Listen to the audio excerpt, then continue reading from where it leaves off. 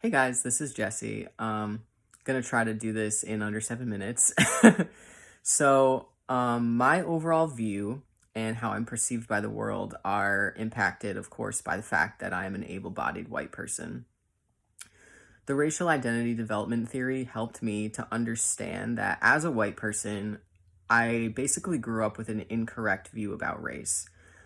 I viewed it as something that other people had that I didn't have. I think that misconception happens, and I'm interested to see if other white people also have this view.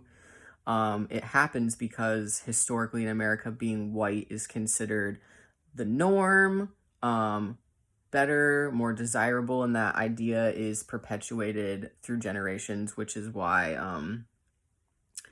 white people often don't consider themselves to have race. So it wasn't until I took a sociology class during my undergraduate degree in college that I actually became aware of my own racial identity, and started understanding the impact that that had as I was growing up as a child and as an adolescent, and how my development was different than, say, a Black person, what their race had to do with their upbringing and how we differed because of what we looked like. So, up until that point, for my entire life growing up in an all white high school, I had absolutely no inclination of how privileged I was because of my race. So, in college, one of my professors, who was also white, um, told our class that race wasn't real during one of our lessons. So, biologically speaking, that is true, meaning that, for example, the stereotypes that go along with those things, like white people are really smart and educated, and Black people are less educated or good at manual labor, stereotypes like that are all made up. They're not true based on anybody's biology. But to dismiss the idea of race completely is to not understand one's whiteness and the unearned opportunities that and privilege that we have in life that comes along with that.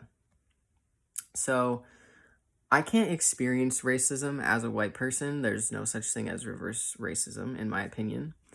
Therefore, I don't have any personal experiences with institutionalized racism myself. Like I previously mentioned about not being aware of my race until later in life, being white meant that I never had to worry about the same things that Black children worried about when I was growing up.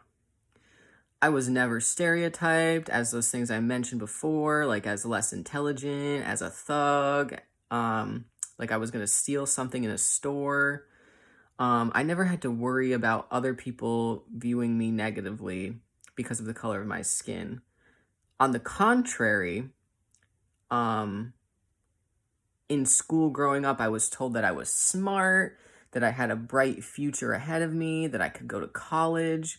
And now that I'm thinking about it, these are all kind of like unconscious things that were told to me because of stereotypes about white people, because of how I looked. Even if I wasn't smart, like people would tell me that I could go to college, stuff like that.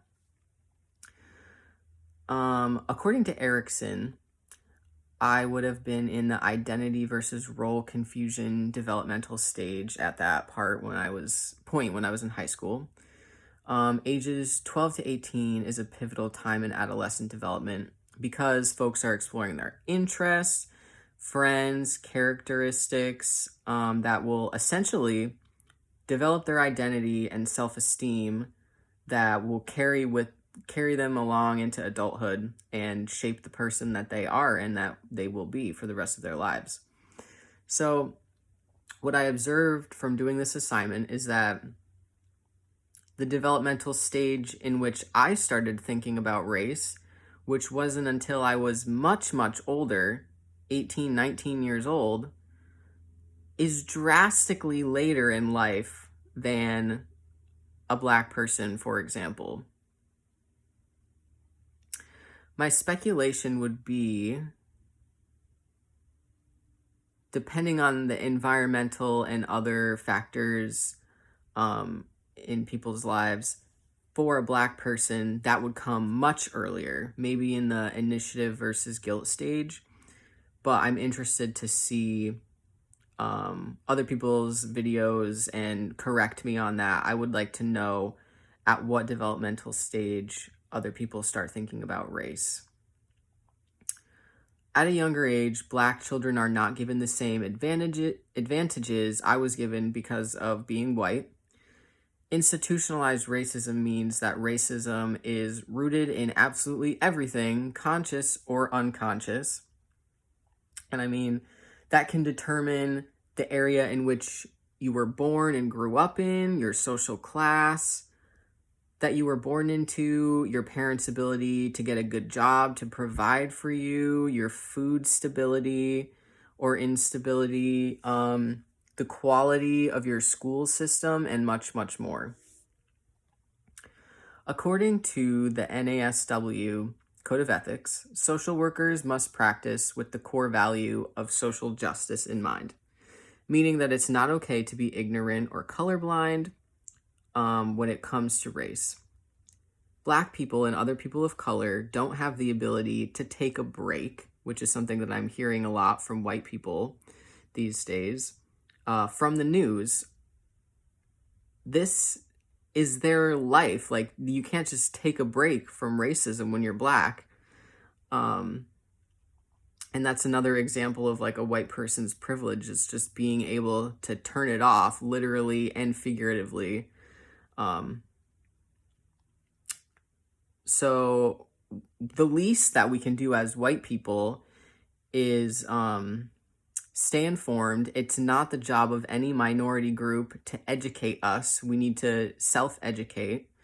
Getting involved in other things such as protests, advocating for anti-racist policies, and contributing reparations, which redistribute funds to Black folks who have historically been at a financial disadvantage.